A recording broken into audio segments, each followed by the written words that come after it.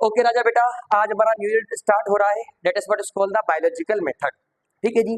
अच्छा, ये जो बायोलॉजिकल मेथड है इसके अंदर हम देखेंगे कि कोई प्रॉब्लम अगर आती है और वो प्रॉब्लम लिविंग ऑर्गेनिज्म से रिलेटेड है तो उसको कैसे हल करना है। अलग अलग सीरीज ऑफ स्टेप्स होते हैं हमारे पास। उस एक एक स्टेप को हम पढ़ेंगे और वो देखेंगे किस तरीके से वो प्रॉब्लम सॉल्व होगी। एक दो प्रॉब्लम की एग्जांपल भी हम ले लेंगे। अच्छा राजा बेटा, ये जो बायोलॉजिकल मेथड है इसका एक और नाम भी है, इसे साइंटिफिक मेथड भी कहा जाता है।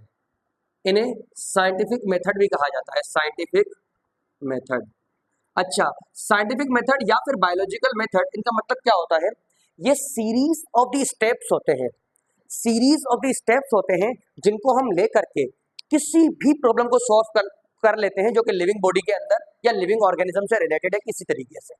फिर से बोलता हूं, बायोलॉजिकल मेथड या फिर साइंटिफिक मेथड, ये सीरीज ऑफ स्टेप्स होते हैं जिनको यूज करते हुए हम लिविंग ऑर्गेनिज्म से रिलेटेड या उनकी बॉडी के अंदर जो भी डिजीज है उसका हल निकाल लेंगे। इन्हें हम जो है कि बायोलॉजिकल मेथड कहते हैं। कौन कौन से वो सीरीज ऑफ स्टेप्स है जिनकी हम बात करेंगे? So we will talk about observation, data collection, hypothesis, reasoning, experiment, theory and law. इनकी तो बात हम करेंगे। आज हम देख लेते हैं कि कौन सी प्रॉब्लम्स होती हैं लिविंग ऑर्गेनिज्म की बॉडी के अंदर और उनसे रिलेटेड। देखें, प्रॉब्लम का मतलब क्या होता है? कोई भी अनयूजुअल थिंग जो कि आप नहीं चाह रहे। ठीक है, कोई भी ऐसी अनयूजुअल थिंग हो जाए जो नहीं चाह रहे, हमारी बॉडी पर उसके एडवर्स इफेक्ट हो, उल्टे इफेक्ट हो, उसे हम प्रॉब्लम कहते हैं। सो प्रॉब्लम का मतलब है any kind of unwanted happening which cause intervention in the daily routine. That is what is called the problem that we have.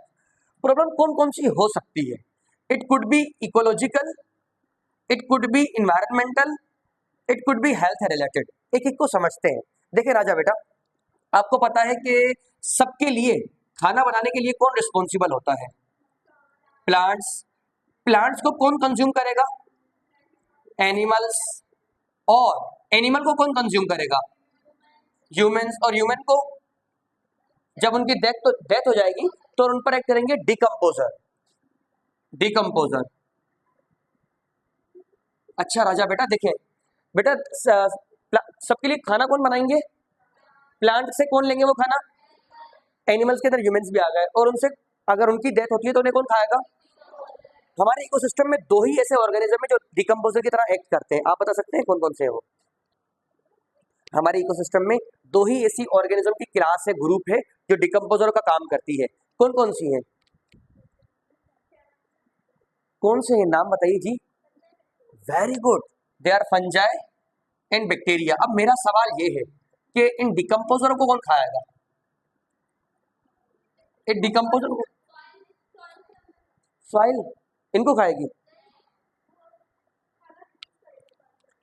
मेरा सवाल ये, इनको भी तो कोई खत्म करने वाला हो, नेचर ने किसी को तो डिजाइन किया हो जी। कैसे खुद ही खत्म हो जाएंगे? नहीं, ऐसा नहीं होगा। सारे खाने के इनको भी कोई डिसाइड, इनसे सिंपलेस्ट कोई है नहीं। यहां पर कोई जवाब नहीं दे पाता। किसी को नहीं मालूम। किसी आपने नाम सुना है? वायरस जैसी कोई चीज होती है, वायरस। वायरस, और वायरस को कौन खाएगा? तो वायरस बेटा कनेक्टिंग लिंक है between the non living and living. Virus जो वो कनेक्टिंग लिंक है between the non living and living. Virus को कुछ ऑथर्स लिविंग मानते हैं, कुछ नहीं मानते। ठीक है, वायरस तब ही लिविंग होता है जब लिविंग बॉडी के अंदर आए, लिविंग बॉडी के बाहर तो वो नॉन लिविंग है। तो इनको ईटअप करेंगे वायरस इस राजा बेटा, गुड स्टूडेंट शुड नो। ठीक है, वेल ये जो है ये एक फूड चेन है। ये यहाँ से लेकर के ये जो है ये फूड चेन है। अब आपको पता है, ये याद रखिएगा जरूर, इसे फूड चेन कहा जाता है। देखें, इस फूड चेन की वजह से, देखिए प्लांट ने एनिमल को दिया खाना और एनिमल से खाना गया डिकम्पोजर के पास। प्लांट ने अपने खाना बनाने के लिए क्या क्या चीजें प्लांट को चाहिए? जल्दी से बोलिएगा। प्लांट, सनलाइट और water, how do you forget the carbon dioxide. ये तीनों चीजें चाहिए जो कि नॉन लिविंग है। तो देखें, लिविंग ऑर्गेनिज्म का आपस में इंटरेक्शन है और उनका नॉन लिविंग थिंग के साथ भी इंटरेक्शन है। लिविंग ऑर्गेनिज्म का आपस में इंटरेक्शन और अपने नॉन लिविंग एनवायरनमेंट के साथ जो इंटरेक्शन है उनसे एक बड़ा सिस्टम डेवलप करता है। क्या कहते हैं? Very good, ecosystem. और उसकी स्टडी को इकोलॉजी, उसकी स्टडी को इकोलॉजी कहा जाता है, which is also known as environmental biology.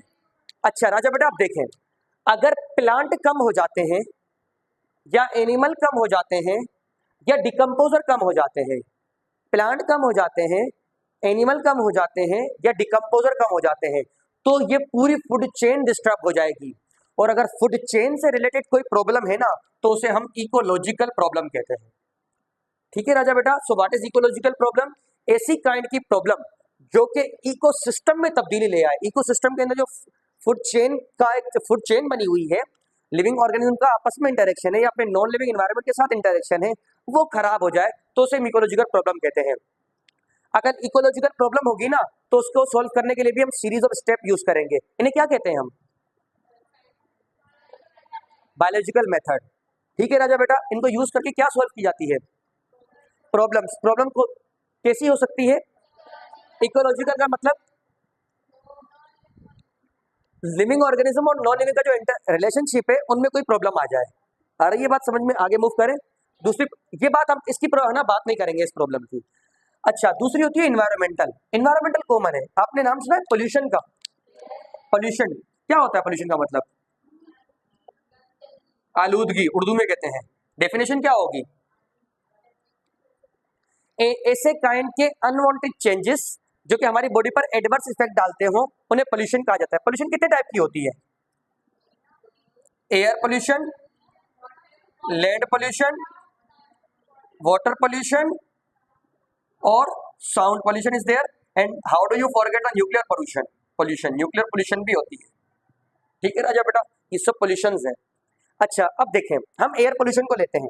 Air की कंपोजिशन क्या है? कितना परसेंट बेटा? 78%। इसके अंदर हमारा बिलव्ड नाइट्रोजन कितना percent? Very good. And how much percent is carbon dioxide? 0.03%। ये एयर की कंपोजिशन है, बेसिक सी। अच्छा राजा बेटा देखें, अब हम क्या यूज करते हैं अपनी गाड़ियों के अंदर? Fossil fuel. उन फॉसिल फ्यूल के बर्निंग से क्या प्रोड्यूस होता है? यानी उसको हम स्मोक कह देते हैं, जर्नलाइज करके स्मोक कह देते हैं। पता है स्मोक क्या करता है? ये स्मोक इस नाइट्रोजन के लेवल पर, इस ऑक्सीजन के लेवल पर, इस कार्बन डाइऑक्साइड के लेवल पर इफेक्ट डालेगा। से फॉर एग्जाम्पल सबसे पहले देखो हमने क्या देखा है, हमने पोल्यूशन की बात की। पोल्यूशन अलग अलग टाइप की होती है। एयर की कंपोजिशन, पीछे वाले, एयर की कंपोजिशन, नाइट्रोजन कितना परसेंट है? Oxygen, carbon dioxide. स्मोक ने कार्बन डाइऑक्साइड का अमाउंट कम कर दिया, स्मोक ने ऑक्सीजन का अमाउंट कम कर दिया। 21% है ना। से फॉर एग्जाम्पल इसने इसका अमाउंट 10% कर दिया स्मोक की वजह से। अब आप मुझे बताओ, अगर लेवल ऑफ ऑक्सीजन डिक्रीज होगा तो हमारी बॉडी में कौन सा मैकेनिज्म नहीं होगा? Level of very good, level of oxygen decrease होगा तो रिस्पायरेशन डिक्रीज हो जाएगा। तो अगर रिस्पायरेशन नहीं होगा तो क्या हमें नहीं मिलेगा? एटीपी। अगर रिस्पायरेशन नहीं होगा तो हमें एटीपी नहीं मिलेगा। ठीक है राजा बेटा, तो अल्टीमेटली एनर्जी की डेफिशिएंसी हो जाएगी ना हमारी बॉडी के अंदर। एनर्जी की डेफिशिएंसी, पोल्यूशन होगी तो लेवल ऑफ ऑक्सीजन डिक्रीज करेगा। लेवल ऑफ ऑक्सीजन डिक्रीज करेगा तो रिस्पायरेशन क्या हो जाएगा? कम। और रिस्पायरेशन कम होगा तो एनर्जी कम। एनर्जी कम होगी, हम बीमार पड़ जाएंगे, कोई काम सही नहीं होगा, सिक पड़ जाएंगे। ठीक है, तो हमारी बॉडी पर इफेक्ट पड़ा ना। देखें, ये जो पोल्यूशन बढ़ा है, इसमें पोल्यूशन बढ़ने की वजह से इन्वायरमेंट में चेंज आया है और ये एक प्रॉब्लम है और ये इन्वायरमेंटल प्रॉब्लम कहलाती है। तो इन्वायरमेंटल प्रॉब्लम का मतलब अगर पोल्यूशन बढ़ जाती है, एग्जाम्पल के तौर पे लिख देते हैं। और इकोलॉजिकल प्रॉब्लम कौन सी थी? अगर डिफिकल्टी किसके अंदर आ जाए? डिस्टर्बेंस किस? Very good, disturbance in food chain. अच्छा राजा बेटा, अब तक हमने पढ़ा ही क्या है? मैंने सिर्फ आपको बायोलॉजिकल मेथड की डेफिनेशन बताई है, जो कि आप हमें बताएंगे क्या होता है इसका मतलब। बायोलॉजिकल मेथड क्या होते हैं जी? मैंने नहीं डेफिनेशन बताई ना साइंस बायोलॉजिकल मेथड के, ये सीरीज ऑफ स्टेप्स होते हैं। मैं फिर से रिपीट कर देता हूँ बेटा, ये सीरीज ऑफ स्टेप्स होते हैं जिनको हम यूज करके कोई भी प्रॉब्लम सॉल्व कर लेते हैं बायोलॉजिकल वर्ल्ड के अंदर। अगर देखें ये इकोलॉजिकल प्रॉब्लम है तो भी इन्हीं स्टेप से सॉल्व होगी। ये वाली कौन सी प्रॉब्लम है? वो भी इसी से सॉल्व होगी। अभी हम आगे पढ़ेंगे हेल्थ रिलेटेड, और यही पूरे चैप्टर के अंदर जी पढ़ना है, लेकिन कल से पढ़ना है। ठीक है राजा, एक एक करके पढ़ेंगे। नहीं बेटा, सिर्फ नाम, आज नाम से वाकिफ हो जाओ, कल हम इनको डिटेल से देखेंगे। ठीक है राजा बेटा, हेल्थ रिलेटेड आज हम प्रॉब्लम समझ रहे हैं जो कि बुक में नहीं है, लेकिन आपको समझाना लाजमी है। हेल्थ रिलेटेड कौन सी प्रॉब्लम होंगी? आप मुझे बता सकते हो हेल्थ से रिलेटेड कौन सी होंगी प्रॉब्लम? यानी डिजीज का हो जाना। ठीक है, जी, कोई भी डिजीज हो जाए, आपको पता है डिजीज अलग अलग टाइप की होती है, पता है? There is infectious disease, there is contagious disease, there is non contagious disease, there is bacterial disease, there is viral disease, there is worm disease, there is fungal disease. ये सारी diseases हैं राजा बेटा, ये है ना, अलग अलग इनके काज होते हैं। वेल, हम जो डिजीज डिस्कस करेंगे वो है मलेरिया, ठीक है? यहां तक कोई सवाल, कोई बात? कोई सवाल नहीं। आज का तो बड़ा हेवी सा कॉन्सेप्ट है। चले, मलेरिया, मलेरिया वर्ड का मतलब क्या, ये देखते हैं। मलेरिया वर्ड है ना, दो वर्ड्स का कॉम्बिनेशन है, मेल। मेल का मतलब होता है बैड, MAL, ई नहीं, मेल यानी बैड। एरिया का मतलब एयर, एरिया का मतलब एयर, ठीक है राजा बेटा? तो मलेरिया कलेक्टिवली वर्ड का मतलब होता है बैड एयर, खराब एयर। इसकी अगर हिस्ट्री देखें तो पहले के लोग जो थे ना, उस टाइम पर राजा बेटा इतनी मेडिकल साइंसेस एडवांस नहीं थी, इतने अच्छे माइक्रोस्कोप्स, इतनी अच्छी टेक्निक्स, इतनी अच्छी मेडिसिन हमारे पास नहीं थी। तो पहले के लोग ये सोचते थे मलेरिया खराब हवा है, जो जहां भी जाती है वहां के लोगों को बीमार कर देती है, या फिर जहां पर पानी रुका हुआ होता था, जहां पर पानी जमा हुआ है, उन लोगों को डिजीज ज्यादा होती थी। दूसरा, वो लोग जो कि आउटडोर्स होते हैं, उनको ये डिजीज ज्यादा होती थी। ऐसे लोग जो कि मॉस्किटो नेट यूज नहीं करते, उनको ये डिजीज ज्यादा होती है, ठीक है राजा बेटा? तो वो कहते थे कि भाई हवा की वजह से होने वाली ये बीमारी है, उनको इसका एक्चुअल काज पता नहीं था। आपको पता है इसका मलेरिया का एक्चुअल काज क्या होता है? नहीं कहिएगा मॉस्किटो, मॉस्किटो नहीं होता इसका काज।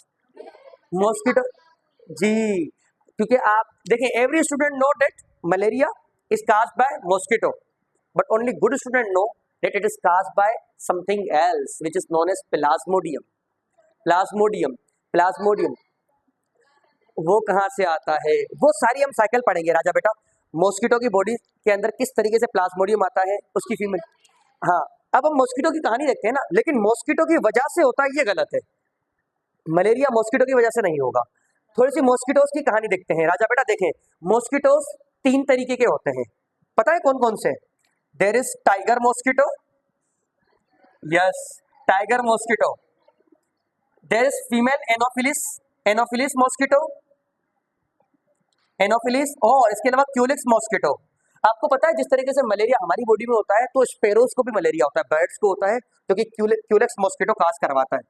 हम बात करेंगे उसकी डिटेल से। अच्छा राजा बेटा देखो, पहली बात तो ये कि मॉस्किटो हमारी बॉडी की तरफ अट्रैक्ट क्यों होते हैं, जल्दी से ये बताइए जी। मॉस्किटो हमारी तरफ अट्रैक्ट क्यों होते हैं? खून पीने। उनको कैसे पता चलता है कि यहाँ पर इंसान बैठे हुए हैं जी? कौन सी एबिलिटी, वही तो पूछना चाह रहा हूँ, नहीं पता।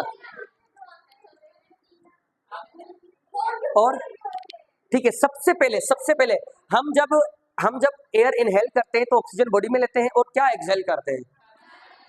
तो कार्बन डाइऑक्साइड को ही डिटेक्ट करते हैं, ठीक है? कार्बन डाइऑक्साइड को डिटेक्ट करके हमारी बॉडी की तरफ आते हैं। दूसरा, हमारी बॉडी का टेम्परेचर, वार्म टेम्परेचर जो है, हमारी बॉडी का जो टेम्परेचर है ना, वार्म होता है, उसको ये डिटेक्ट करके आते हैं। और बॉडी से निकलने वाले बहुत सारे अल्कालॉइड, हमारे स्वेट के अंदर मौजूद बहुत सारे अल्कालॉइड भी इन्हें अट्रैक्ट करते हैं। तो ब्रेथ के साथ निकलने वाला कार्बन डाइऑक्साइड, हमारी बॉडी का वार्म टेम्परेचर और अल्कालॉइड, इनको अट्रैक्ट करते हैं राजा बेटा। किनको? मॉस्किटो को। अच्छा राजा बेटा, एक बार फिर से एक रिकैप लेते हैं बेटा। हम कौन सी प्रॉब्लम पढ़ रहे हैं? Health related. और इसमें कौन सी प्रॉब्लम? मलेरिया। मलेरिया वर्ड का मतलब क्या होता है? बैड। इसकी हिस्ट्री क्या थी?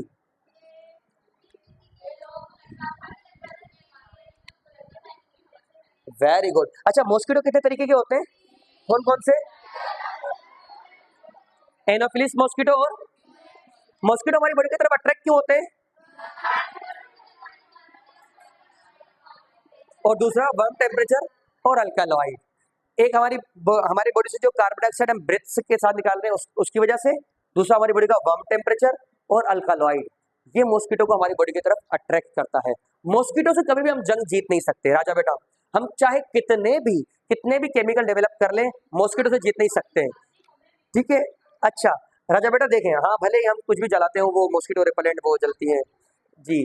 तो बच नहीं सकते मॉस्किटो से बाहर हम जी।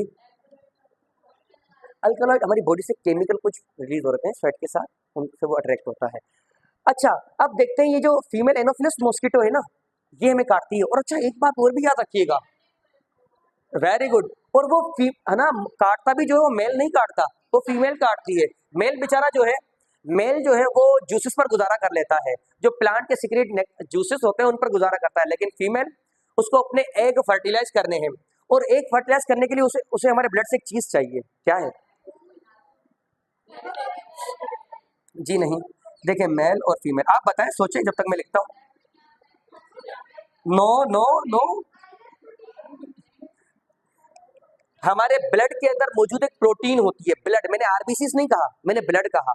ब्लड के अंदर मौजूद एक प्रोटीन होती है सीरम एल्ब्यूमिन, वो इसे चाहिए होती है, वो इस फीमेल को चाहिए अपने एग को फर्टिलाइज करने के लिए, सीरम प्रोटीन,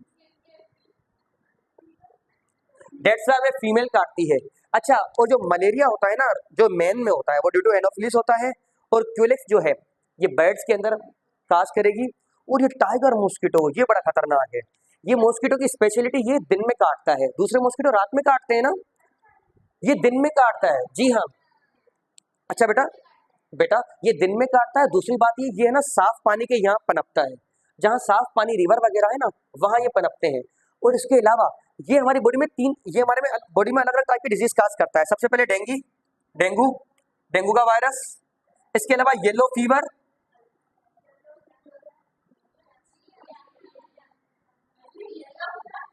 और इसके अलावा एक और डिजीज भी एक काज करता है, चिकनगुनिया जी। No no no no, chikungunya, ये अलग अलग डिजीज हमारी बॉडी तक पहुंचाता है। ठीक है राजा बेटा, रिकेप लेते हैं फटाफट।